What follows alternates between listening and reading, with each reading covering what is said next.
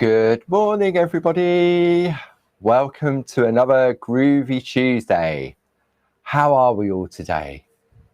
Oh, we've got so much exciting news to share with you today. I can see people are coming in nice and slowly, early to the party as usual. Better to be early than to be late. So how are we all doing? Everyone good? Nice and sunny. Good morning, Jacqueline. Looking forward to today. Me too. So yeah, it's going to be a really great hour this hour. I've got lots to tell you about, some really, really exciting news, which I know is going to just blow you all away. Yeah, it's a really, lots to tell you. I'm so excited, I really am. Good morning, everybody. Here comes everybody. Good morning, Nancy. Thank you. So how are we all doing? So we'll give it a few minutes. So just wait to make sure you can all hear me. Yep, message from Jilly. The lovely Jilly is in the room with you today. So if you have any questions, then just ask away. I know we have some of the amazing design team. There we go. Look, F on Q, Josie Davidson in the room as well. So if you've got any questions, then just ask away, and Jilly and the design team will be able to answer your questions. And if there's any questions you want to ask this morning, then Jilly can text them through if I miss them on screen. Yeah, I'm so excited today. It really is going to be a groovy Tuesday. And with further ado, it's a great pleasure to welcome back, especially after last week and my door sewing, the lovely Linda Williams. Ta-da! Hello, Good everybody. Morning, Linda. Good morning, Paul. Good morning. I'm a bit there we are. Musical chair. How are you, Linda? How's Very things good, down in Wales? Yeah. What's the weather Good. like? It's raining again. Barb says whenever she calls you, it's always raining in Wales. Always raining. Yeah, catch her out one day and tell her it's suddenly. Or it'll be snowing, rain or snow. Yeah. So you okay, Paul? Yes, I'm very well. I'm very excited. We've got some fantastic news to share with all our viewers later today, haven't we? Yes, we had a nice Zoom meeting yesterday, and we did. We ironed out a few things, and we planned a few things, and absolutely. And all I can say is stay tuned, because during the course of the hour we're going to reveal all the details, and it is going to be so magical. It really is. And it's all down to a conversation that Barbara and Linda had over the weekend. Sort of those two great minds together, it just blows me away on what they can come up with by just having a conversation and bouncing off of one another.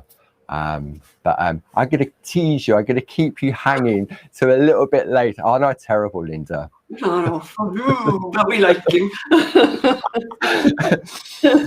So, Linda, today you wanted to show us some needlework, didn't you, in relation to this beautiful card that you created for me to showcase with your beautiful heart wraparound, and how we can attach it, because on this one you actually stitched it on, didn't you? I mean, it's the old traditional way of doing parchment craft, when you've got a folded card and a folded piece of parchment, and we used to sew them in at the spine. But now we've gone to using brads, and you could put little gems over your bits of glue, because nothing is. It's never sure that you won't see your glue marks, and the tape runners are pretty clear, pretty close. But sometimes you can see them as well, but they're the next best things, you know.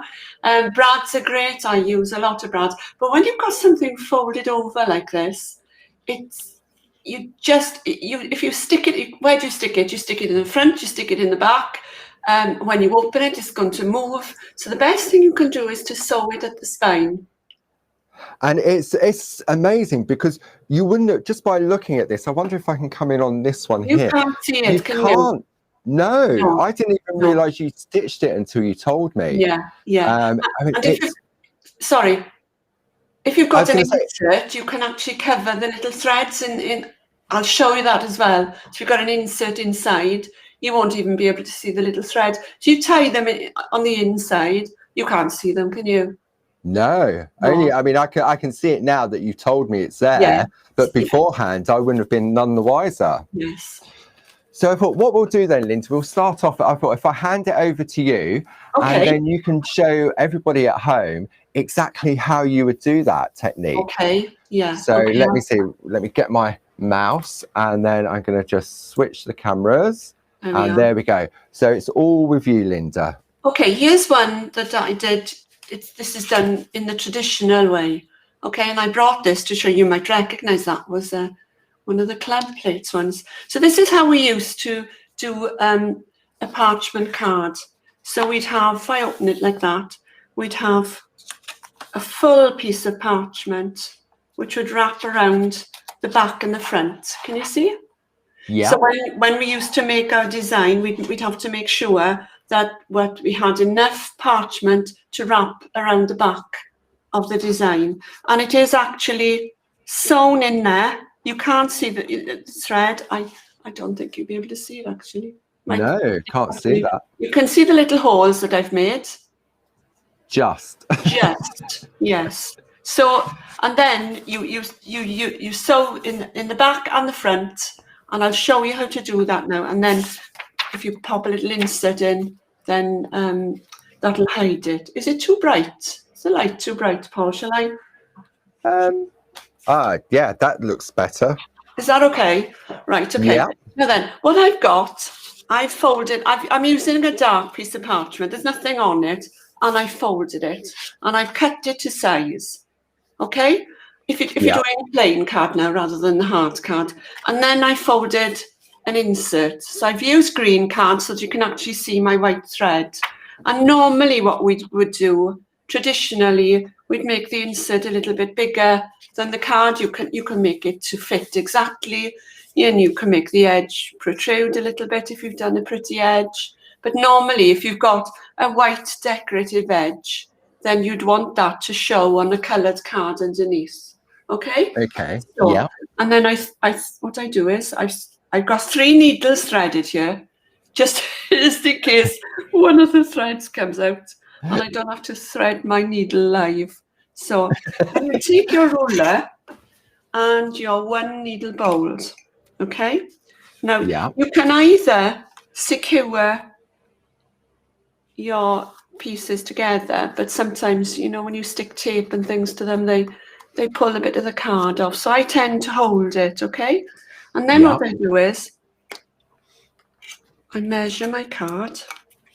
So I'm keeping those spines tightly together, and I measure the middle of my card, just roughly 7.5. The lights are shining on the ruler now.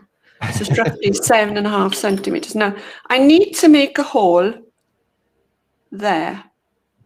Okay. And it's got to go through the parchment, and it's got to go through the spine of the card. Okay, can you see that now? Yeah. Yeah, I'll open it for you to see now. There we are. You've done that before, haven't you, Linda? Yeah. Hundreds of times. So then you need to, I tend to make 2 more holes. I know Gail Sydenham sent me her little sheet on how she did it, and she does 4. It's up to you. I think 3 works for me. So, and then you have to measure maybe 2.5 centimeters. It all depends how big your card is, really. So I'm going to measure 2.5 centimeters that way. Thank goodness for the non-slip Groovi, what do you call it? Groovi grip. Groovi grip. And then I'm going to measure 2.5 that way. And make sure that that's gone through. Yeah, so what I do is I put my needle back in the middle hole, just so that I can open it and it's not going to move. Okay, now I'm going to take my needle out, and I'm going to push the needle and thread through that hole. and pull it through. Okay. I'm using a purple thread so you can actually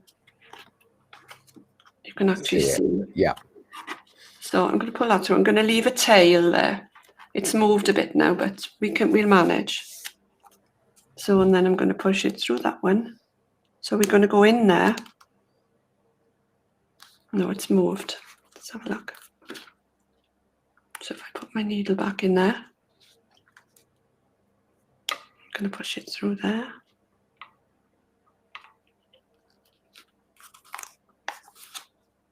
I've actually made another hole there, but it doesn't matter. Okay, so it's going to come through there, and then it's going to go back out there. Yeah. Take that needle out now. It's a bit fiddly, but it's nice if you do it properly. So, and then I'm going to go back in the middle. There we are. Okay. I'm going to move now. Okay. Now then, here's the trick. Okay, so you've got 2 threads there that you need to tie. Yeah. So you're better off if you've got a husband that can put his finger on the... That's got to be really tight. Okay. Now, if you've got nobody to help you with this, best if you go back round once more again. Okay. Okay. Obviously, you wouldn't go through the middle this time. You go back up there and in, and back up there and in. But that means you've got 2 lots of thread on the outside. So you just tie your knot.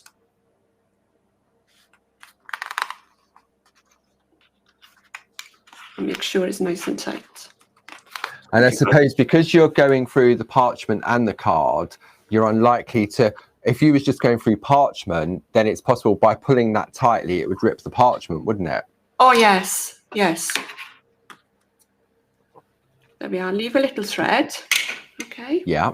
So, as you can see now, that's quite secure. Okay, and then what I do is I take my tape runner and make sure that I catch those threads. I'll run a little bit of the tape down there now. See if I can catch those threads in tape. I'll put a little bit more over the thread, and then you cut an insert to fit. And I usually cut the insert a little bit smaller. Okay, so we've got a couple of questions, Linda. Yeah. Question number 1. Yes. What type of needle do you use? Is it a specific needle? Will our embroidery needles, would they work? Something that's not too thick. Okay. There are my needles there. I've got an assortment, but the one I was using, I mean, ideally I'd use a really fine one, but that's no good for me because I can't see the eye of the needle. I can't thread it. Finer the needle, the better. If you're going to put the big one through, you're going to make the holes a bit bigger and it's going to be more noticeable. Okay, so our embroidery needles that we use for our embroidering on parchment, the number 12 needles, they'd be perfect for that. You can actually use those embroidery threads as well. Excellent. So the Madeira threads are perfect for that as well. They're perfect. And I've got the Gutterman sulky threads. They're the same as the Madeira threads, I think. Perfect. You know, you can buy them in different colours, but you can also get an invisible thread. Years ago, we used to, if you've got a sewist in the audience, they'll have done sewing with embroidered invisible thread, but it's very slippery. Yes, I used to use that for turning up my trousers. Yeah. and then Wonder Web came along. Yeah. So I've done a little diagram. So if I explain this to you, I'm going to write up a set of instructions and we'll put it online, Paul. Okay, perfect. Okay. Wow, brilliant. So right, this is your card and there's your piece of parchment, right? So this is the inside and this is the outside. So you take your needle and you go through, you make the 3 holes. It doesn't matter, as long as the middle one's in the middle of the card, it doesn't matter how far apart these are, or you could actually do more. You know, I always find 3 is enough for me. They've never come apart before. If you've got nobody to help you tie the knot, mind that one was quite tight actually. Then maybe you want to go round once more, or maybe you want to add a little hole each side. Okay, so you go in through that one and out through a second one. Doesn't matter if you go to that one or that one as your second one. Out that way, come back round, in through the third, and then back down that way. So 1, 2, 3, 4 actions, and then tie. So when you tie your threads, try and get one thread. You know, you've got that middle bit. You know, you've got middle bit here inside the card, and try and have one thread that side and one thread that side before you tie them. Okay. Okay. Perfect. Wow, that's brilliant. Thank you for sharing that. It's okay. That's brilliant. Let me just swap over so we can bring back to this card. Wow. So again, this card that you've created, Linda, this masterpiece, again, when I first got it, I didn't realize that you had actually stitched it until I read through the instructions. Yeah. Because I presumed, because for me being sort of an everyday crafter, I thought that you would have used the glue down the back to hold it in place. Yes. But I thought it might move, you know, and it was such a delicate design. You know, and it's got to be able to open, hasn't it? And when you open a card, the layers slide up against each other, so you've got to be very careful about what you do. And if you're matting and layering and you put in brads, that's okay, because there's no movement in that layer, is there? No, that's right. Wow, that's brilliant. Thank you. That's okay. Okay, so should we share our exciting news, Linda? Yes, go on then. Okay, so a lot of people at home will be familiar with Linda Williams. Linda Williams is a world-known Pergamono master tutor. There's 2 in the world, and Linda is one of them. And it took her many, many years to sort of achieve that sort of level of skill and technique and the award. And we're just so privileged and honoured that Linda is part of the Clarity family now. What some of you may not be familiar with is that Linda, over the years, Linda has written many, many books on how to do different techniques, how to sort of use different tools, how to use parchment in the traditional method with the pattern books. That's right, isn't it, Linda? Yeah, that's right, yes. And when Linda came on board and we purchased Pergamono, Linda very kindly wrote 2 books for us specifically. And the first one was the Handbook for Multi-Needle Tools. This is volume 1. And what Linda's done is she's broken down 9 different multi-needle tools. I mean, Linda, can you explain the purpose of a multi-needle tool and the benefits of that? Well, parchment craft traditionally is made up of the embossing, which we've already covered, and the perforating and the cutting. The perforating and the cutting, it forms the lace work then. You've seen Josie Davidson's beautiful plates. That's one way of making lace work. Well, the needle tools are another way of making lace work.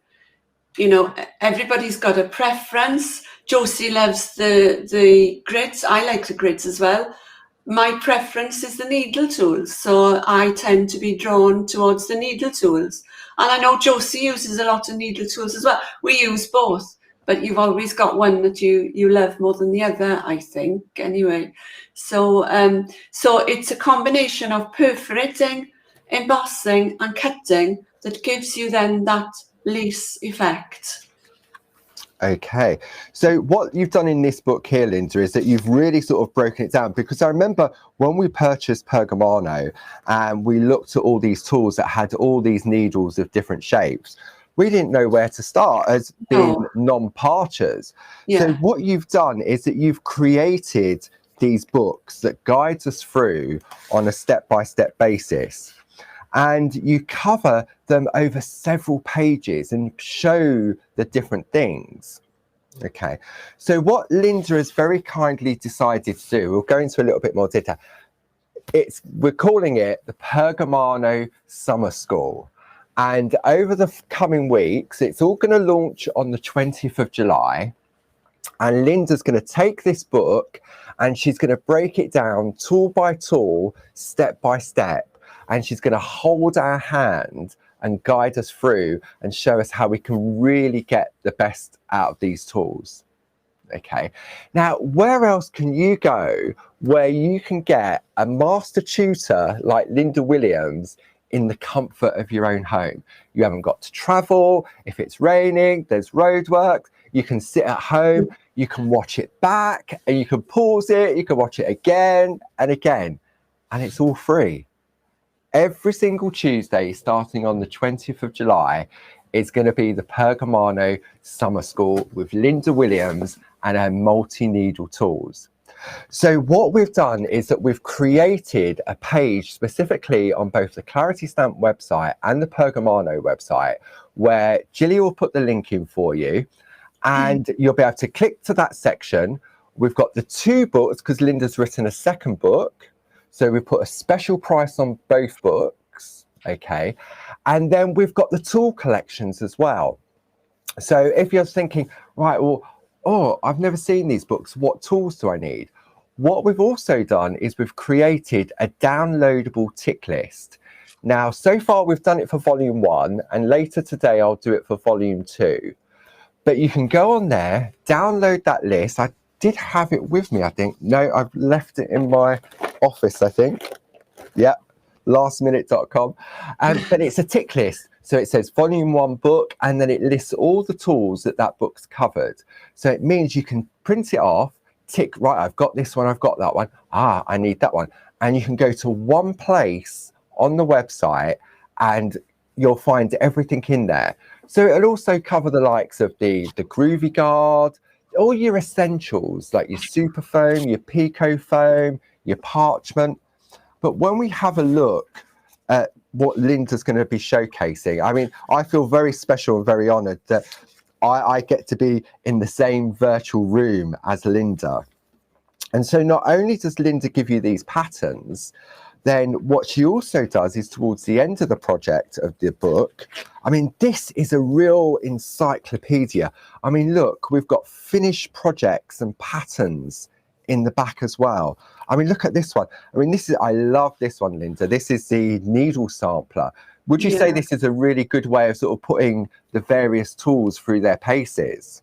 Definitely. Samplers, the best thing you can do. You divide your card up and you do small bite-sized pieces in each square or rectangle. And you've got a lovely finish. You know, it looks lovely when it's finished. But if you make a little mistake in one corner, you can't notice it because the other corners, the other squares and things will draw your eye. So yeah, I think samplers are the way to go if you're a beginner. And again, you guide us through by looking at these pattern maps and taking the various different elements so that we can refer back to. So this, for example, is the 5-needle perforating tool. So I can go back to the 5-needle perforating tool.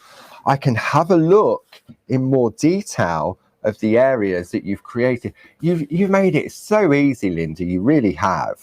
Well, the book came about because Barbara invited me to attend the trade show several years ago now, and she wanted me to demonstrate the needle tools to people that didn't know anything about them. So I decided I was going to make a series of samplers, one for each needle tool, and I brought them out to demonstrate, and Barbara looked at them. She said, "Good heavens," she said, "there's a book in there." So that's where we went. You know, we decided to use them in a book.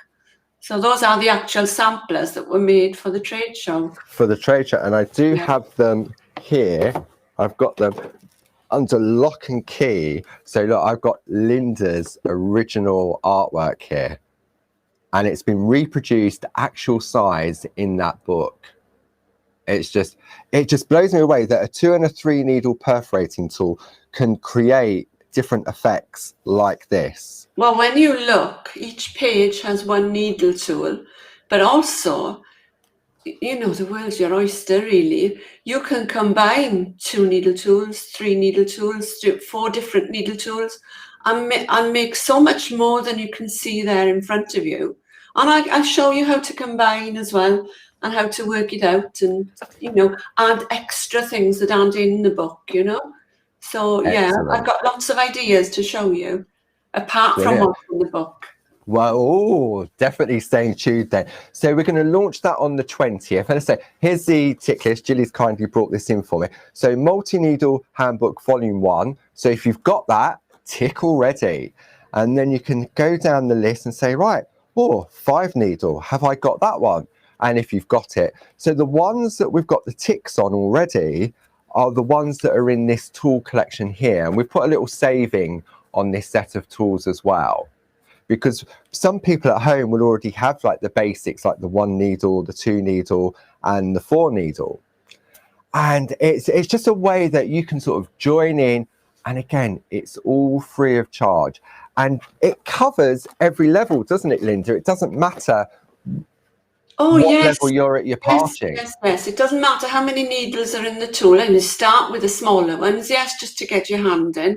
It doesn't matter how many needles. A needle's a needle, isn't it? And the embossing in between is the embossing in between. So it doesn't matter how many, whether you use the bigger ones or the smaller ones. And the thing is as well, you know, it's nice to be shown. I remember having a conversation with Jane Telfoot only a couple of days ago, and Jane said that when she learns visually. She prefers to learn visually. So if I show you and then you've got the book to fall back on and go back and check, you know, what I've told you, I will reinforce what's in the book, and then the book will reinforce what I've said. Absolutely. So again, excuse me, you break it down tool by tool. So for example, you said we'd start with the 4 needle tool on the 20th of July. So you've got this beautiful pattern sampler, and then again, it's broken it down into printed format. And then you explain about the 4 needle tool. I mean, here you say the most versatile of all tools. And you wouldn't say that for the sake of saying it. I mean, you've got many years of experience. So it's great to have this, isn't it? Because so that we can follow with you. We can obviously watch back on YouTube and go backwards and forwards and pause it afterwards. They're never going to disappear, and we're going to put them all in one place on the Clarity and Pergamono website. And then again, later on, you've got projects where you've used them. Look, top tips, questions and answers. But because it's live, if you are watching live, then obviously you can ask those questions. And you know, some people have bought the book and they're still a little bit afraid to delve in. And, you know, I want to bust those myths, really. They're not difficult to use. And something I would say is, make sure you've got your glasses with you. And if you use a magnifier, for me, is a must with needle tool work. If you've got nice young eyes and you can see everything, then that's okay. I prefer to use a magnifier to make sure that I'm going in exactly the place that I want to go in, you know? Brilliant. So how exciting is that? Pergamono School with Linda Williams, and that'll start on the 20th of July. And we reckon when we were talking yesterday, Linda, we said each tool probably over a 2-week period. I think so. I think I can show you how to use it basically around a shape and how to make it fit, and then we can start using the patterns that are in the book, and I can show you. I mean, each needle tool has about 10-15 different patterns, you know. We won't cover them all, but I'll certainly show you how to use them. And if you know how to use them, and really the world's your oyster. And needle tool work doesn't need to be on an edge. If you don't want to cut out, you can actually put it in the middle and just fill in your spaces with tiny little dots. It looks really pretty. Sometimes it looks prettier than when it's cut, you know. So again, so it's like an infill to create pattern rather than colour. Yes. You can put it inside your petals, you know, the small needle tools. Fill your petals with little shapes with the needle tools. You don't have to colour, you know, and it's really pretty. Yeah. I'm so excited. I know the people at home, I can sort that all these messages going up, sort of like, oh.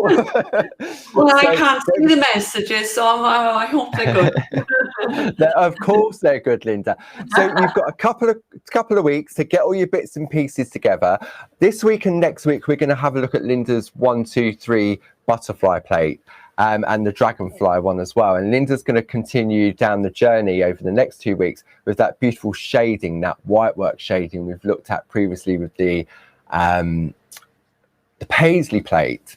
So what it means, it gives you a chance to download that list, stock up and write, what do I need? And it doesn't matter where in the world. That's what I love about this type of interaction. You can be anywhere in the world. You haven't got to fly in, you haven't got to worry about hotels. And you can go, I mean, Linda's voice alone is just, it just sort of is so calming. And again, I will be learning as well. And I know Barb said that she'll be joining in on some of them as well, because she wants to really get to grips with those tools.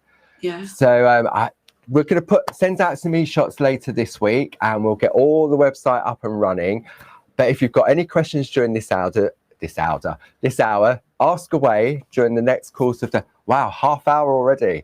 The rest of this session, where Parchment says it all, doesn't it? Yeah. So I hope you're as excited as I am. And I think what we'll do now is we'll hand over to the lovely Linda, where she's going to showcase her beautiful 1, 2, 3 butterflies. So over to you, Linda. Okay, this is what we're going to do. And we're going to do just that middle bit there. Okay, I've got another one here that I've done to show you. This is there's less butterflies on this. Okay, and next week I might actually show you how to do the little bubbles. That'd be nice. We bring some bubbles in for add a bit of colour. Yeah. Oh, very nice. So I'll just show you how to do it. We won't make this card, but this one has got those little butterflies. I've been 3Ds. Can you see it? Oh yeah.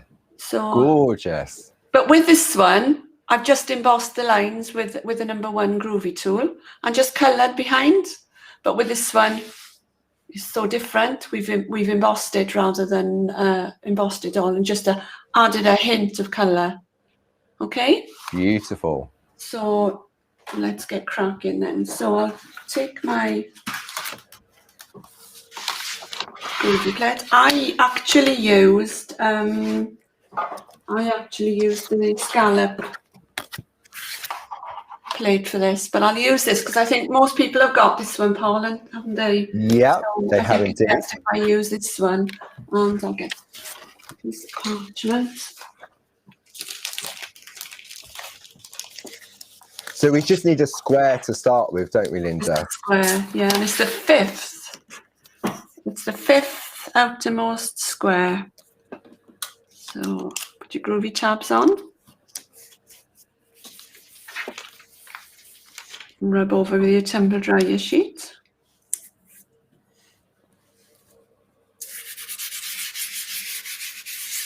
And if we do the square now and put the butterflies in, and I'll show you the first emboss. And we'll see how we're getting on for time.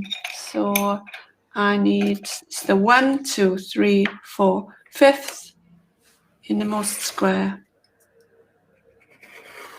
Best to use your Groovi guard for this. I can't find it now. It's buried under everything else I've got out now. I've got one. Do you want to borrow it? Yeah, throw it like a frisbee. Right.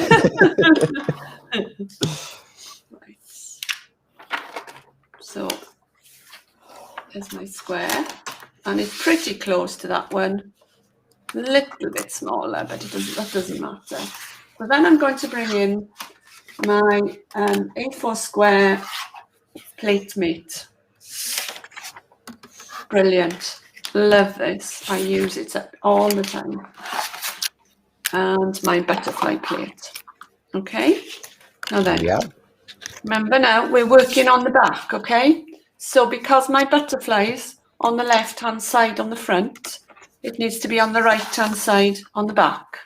I'm going to put the big one in first. So I want to turn it because it's only part of a butterfly, as you will see, okay? So I want to Yeah. turn it so that I can, so that's about right. So these antlers just going off the corner there, can you see? So the corner of my square is that about right? No, I take it up a bit. Yeah, take it up a little bit. That'll do. It doesn't have to be exactly the same, see, does it, you know? Yeah, I think that works, doesn't it? Yeah, that'll do. Yeah, so then I'm going to do his antenna with the number 1 tool. Okay. And everything else with the number 2 tool. Very lightly.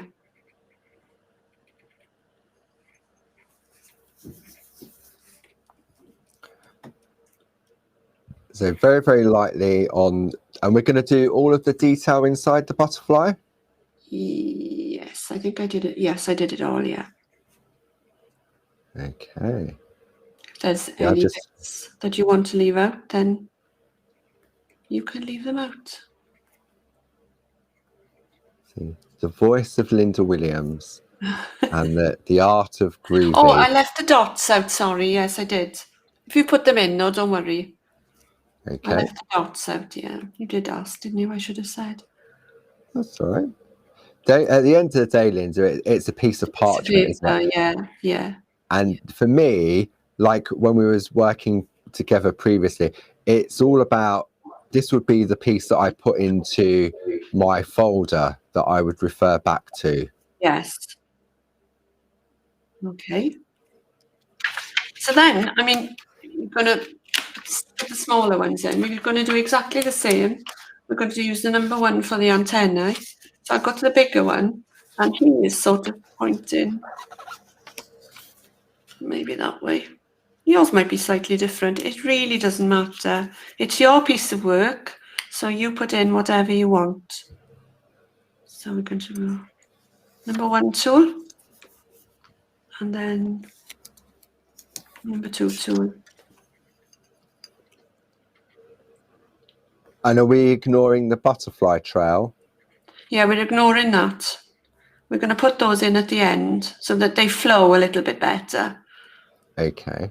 Okay. Oh, so chilled. It's such a relaxing craft. Leave the dots out again. Okay. Yeah. And you know, the lighter you can do these lines, the better. But you've got to bear in mind that you've got to be able to see them as well, you know. So it's the old eyes again. So, Linda, if we was doing this particular design in a traditional method where we'd have a printed pattern, yes, how long would you say that it would take to trace out to do the first stage of the outline work? well, it would probably take you 20 minutes, half an hour to trace it out with pencil, especially if it's detailed. And it would take at least an hour, 2 hours to be doing the embossing on this type of thing with this very fine detail inside to get to the stage where you're ready to start embossing. A good couple of hours, because what you've got to remember as well is you've got to try and keep those lines nice and neat and straight, and you know. So it used to be a bit, it was very time consuming, very tricky. And nightmare, you know, when you want to do an outline of a circle to encapsulate your design, where you can imagine what the outlines used to look like. You could never get a proper circle. It would be a wobbly circle. You just couldn't. But that was the skill, wasn't it? I mean, that was the skill of parchment craft back then. And I tried myself, but yeah. So I'm going to put a smaller one in now. I'm going to put that one. He was there, I think. So if he's on the right, if you want to copy it. If you manage to get a picture of a card and you want to copy it, put it on your computer and flip it over. it's easier to follow then. Ah. Okay, so that one's going on from that one there. We'll put in there. So I'm not going to, I don't think I'll do all the filling in now. I mean, you can do that in your own time, I think, at home. I'll just, if I do one, the rest will follow, really. And I'll show you how to do the little trails as well and get a continuous line. So number 1 for the antenna, leave the dots out. And the number 2. It's a bit more tricky to do the little ones, you know? I suppose, yeah, because for me personally, when I've done this particular design, I would always go in with that number 1 tool, so the tool sits more easily within the grooves. Yeah. So you can actually leave it plain. If you don't want to do all that fussy stuff, just do the fussy stuff on the big one, you know? Yeah. And then I add another one up on top there. So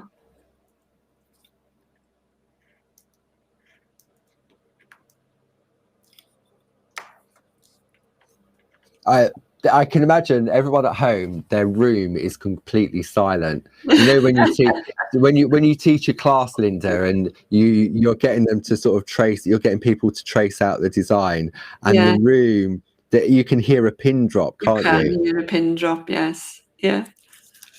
Right, okay, so now then, for the trails, you've just got to look to see what you've got and just put it in yourself, you know. So I've got that one there, is the one that I used there. So it's, if you position it on the end of the butterfly and get it to finish off the edge, and then just put in your trails. There are enough trails there to fiddle about with it and put them where you want them, you know.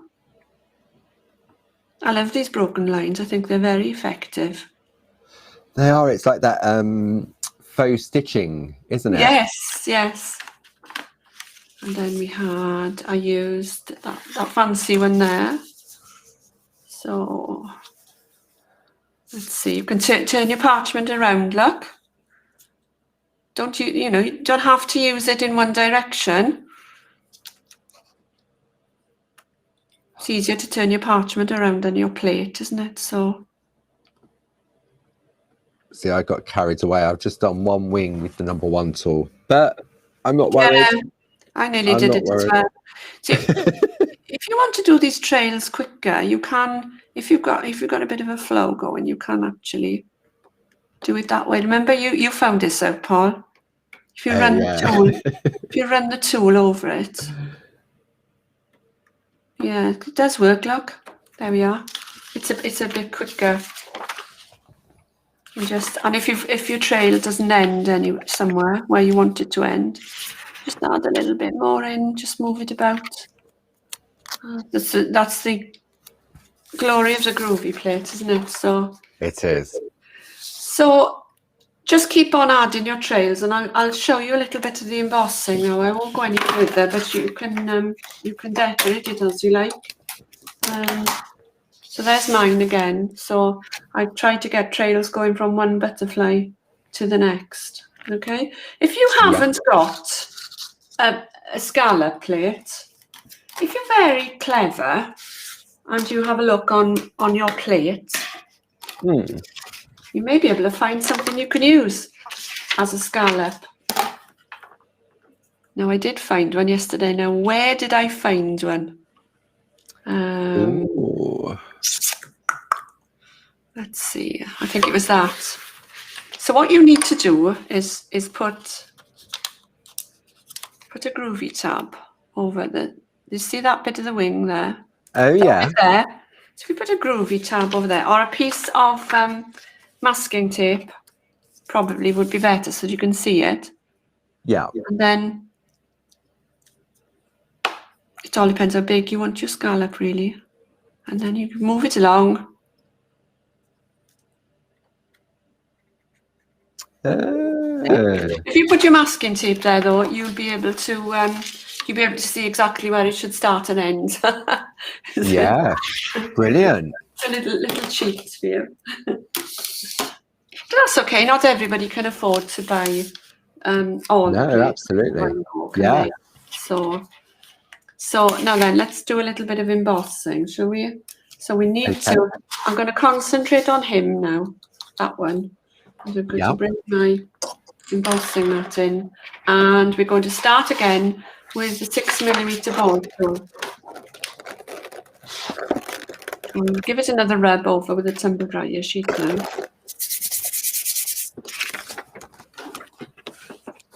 And let's turn it around so we can work from the picture a little bit, see what we can see. There we are. Might be able to, yeah. That's a bit of a help, isn't it? This is what I'm saying. If I had flipped that, it would be a lot easier. Right, so remember now, 6mm ball tool, starting at that tip there and sweeping inwards. So down the middle, and as you come into the edge, sweeping outwards a bit. So it's down the middle. I'll do it hard now for you to see. And then as you come into the edge, you're sweeping out a bit. Can you see? Yeah. So you cut and sweeping out and sweeping in, going actually with the curve of the shape then. So down the middle, and it's a press and a flick, and try and bring that ball tool down on your embossed line to try and avoid a grey gap between the embossed line and your white embossing. So it's a press and a flick. I'll give it 2 layers now. And then we'll go on and then we'll do this bit here. So it's a press and a flick. Take it quite far to start with, as far as you possibly can. And I'm leaving a little gap there.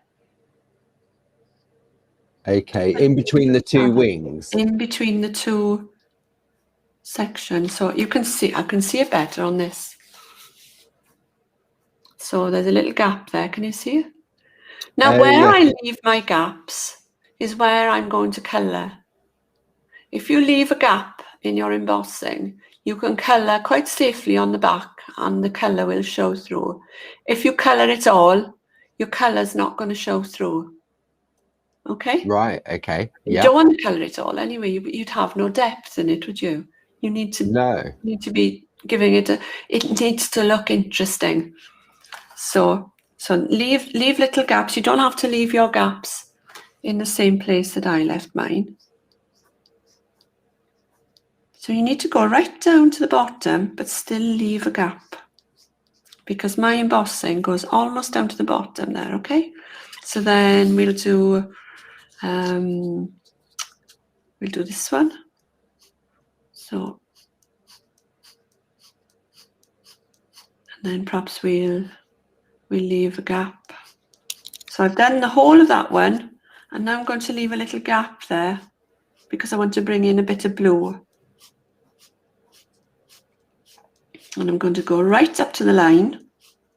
Best to go up to the line because you've already got a line there, so you need to incorporate it into your embossing. I'm going to take that down a little bit.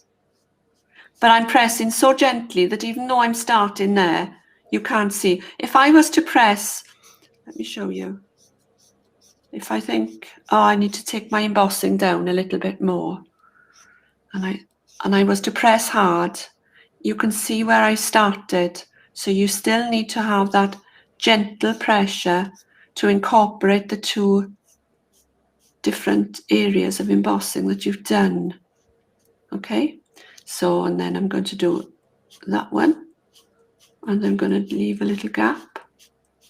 You can leave your gap in a different place if you want. You don't have to do it in exactly the same place as I have. I'm going to leave those 2 there, and I'm going to see those 2, and I'm going to emboss that one because I wanted them to be blue. Okay. Okay.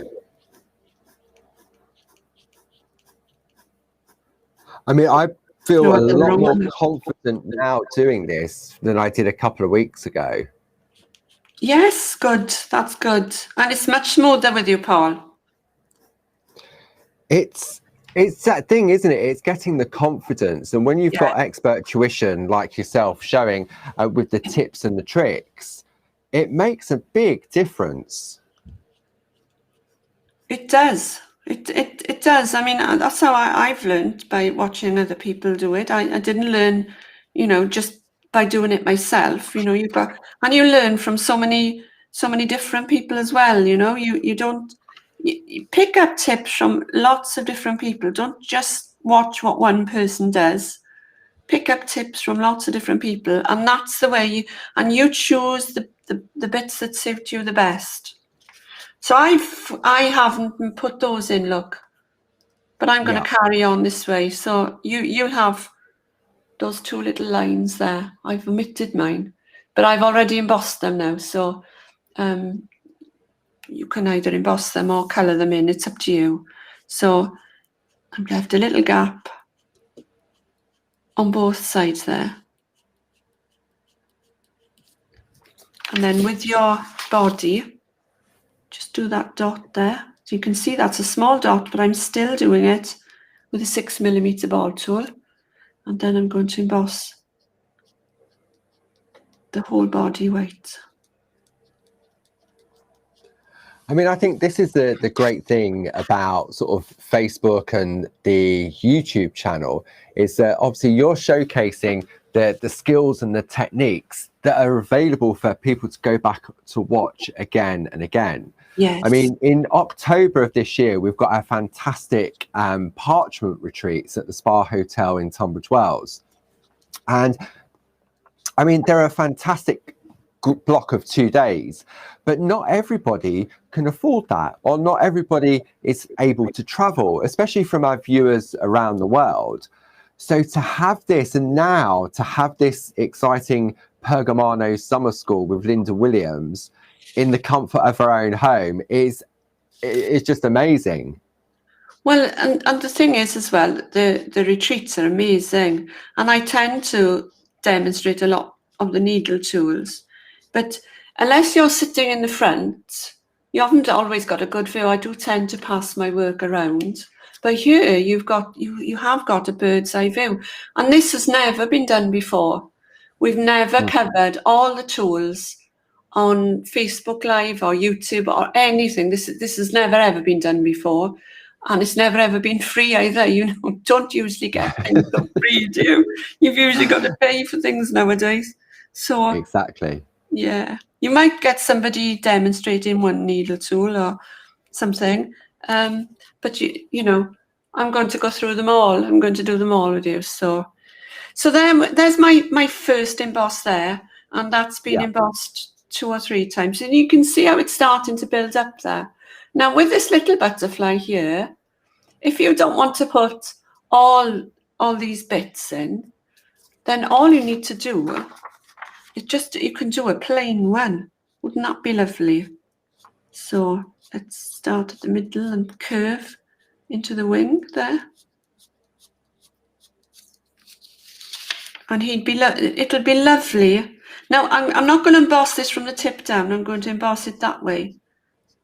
And I'm aiming for that V shape there. I'm in awe now. I've stopped. I'm just watching. That's okay. I'm just blown away just watching. It's just wow. So I think I'm going to do a bit more on that now to show you. I'm going to over emboss it now, but never mind. You wouldn't do this, okay? So I'm going to go. I'm going to leave a few gaps now. Let me just give him a bit of interest. So are you still on the number 6, or have you dropped down to the 4.5? I've got number 6. Yeah, I've still got number 6. Number 6. Yeah, I have had to look then a minute.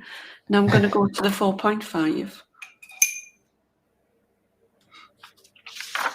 I'm just trying to show you how you can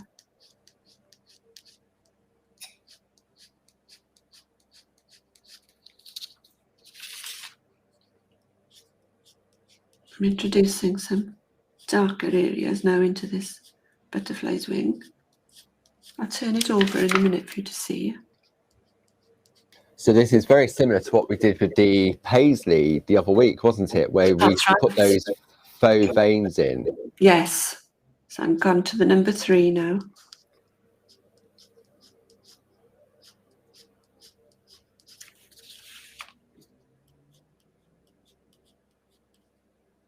Just now, number 3 on the very tips. I'm not going in too far. Yeah.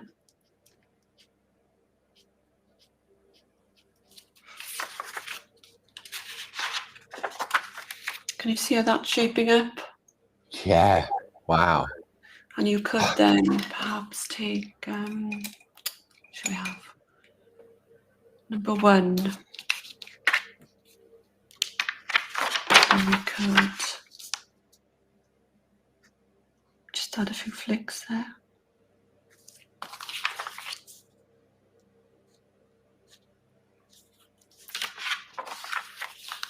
There we are.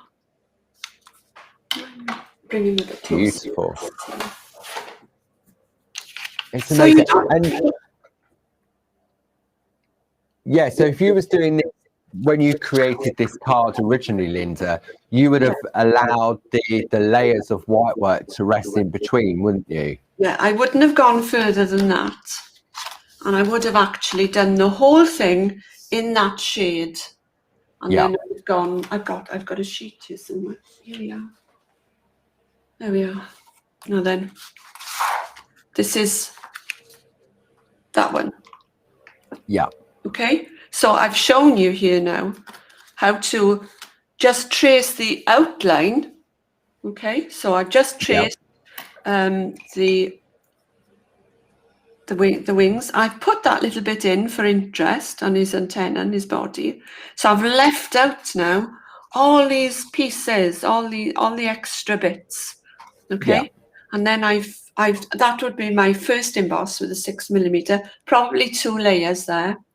And then I've gone down to the 4.5mm, and then I've gone to the 3mm, and you do know that this is equal to the 3mm, the number 4, but also equal to the 3mm, and then the 1.5 for final detail. Remember, I just started to flick out from the inside. That's right. Yeah.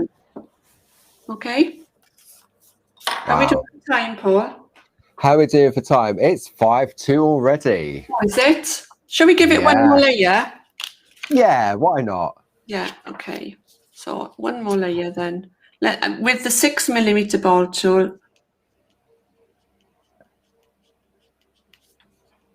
Am I right in thinking, Linda, this card that you're showcasing here that you created was one of the Clarity Matters blogs, wasn't it? Where you did a step-by-step.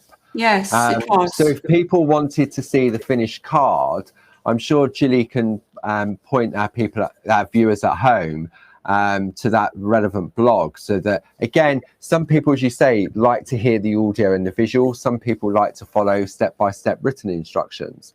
But at least they'll be able to sort of see that finished project as well. Yes, I mean, you know, it's not a difficult card to do, but it's nice when you've been shown the embossing. You're halfway there now, aren't you? You know, you could go and actually make this card, and there is a picture of the reverse, so you will be able to follow it much better. So yeah, there we are.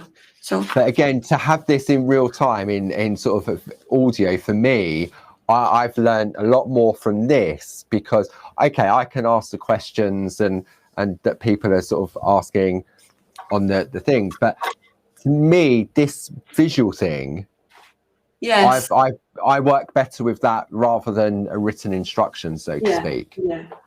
Yeah, I think so. I think a lot of people do.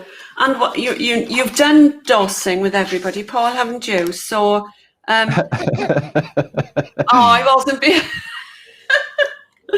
oh, last week was brilliant. Oh, it was fun. It worked out in the end. You got to be able to laugh, haven't you? You know, come on. Right. Okay. So all you need now is a blue pencil. Okay. Yeah. And you don't even have to dose it if you don't want to. So I'm working in the opposite direction now. So I'm flicking in towards my embossing. and just push the colour with your finger. And is that the B pencil or the A pencil? This is a or does it not? a B pencil, yeah. A B pencil, B pencil. So you can smudge it. If you haven't got any dorso, you can actually smudge it.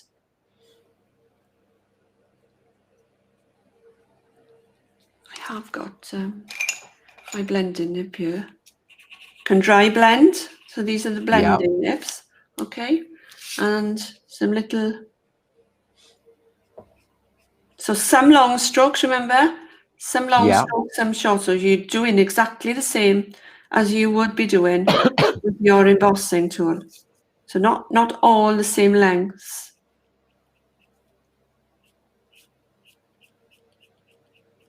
And if it's too grainy for you, then just blend it with your.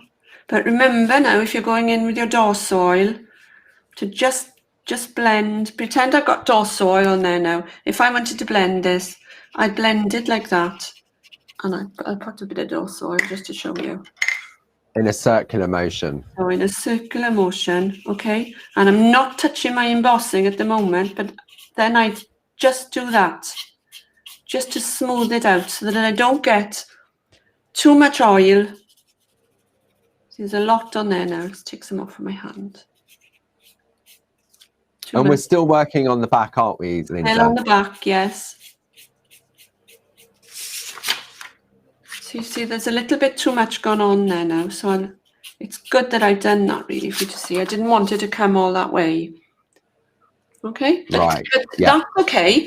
So now here's the thing, that's okay. So if you do happen to do that, you can either take some off with your rubber. Yeah. Okay, or you can go back in, but make sure it's dry. I don't know if it'll work for me now because it's not very dry. You can go back in with your embossing tool and give it a refresh. Oh, right. Okay. So I've done that one there. There we are. Sorted. Lovely. All right. And then when you've done your colouring on the back, it's always lovely if you can go in and just add a little bit more on the front for depth. But don't go over your white lines. It's best not to do this if you're a bit afraid of going over your white lines because it can look very untidy to you. But I'm not covering all the blue. I'm just covering a little bit of the blue to give it a little bit of depth. And is the key to this part having a really sharp pencil? Absolutely, yes. Wow. Closer for you to see. There we are. Gosh. Yeah, you can really see how it all starts to come together, can't you? Yeah. And that's just on one butterfly. Yeah. And you can do it on that one as well. Just give that one a little bit of colour as well. So I might have enough on there.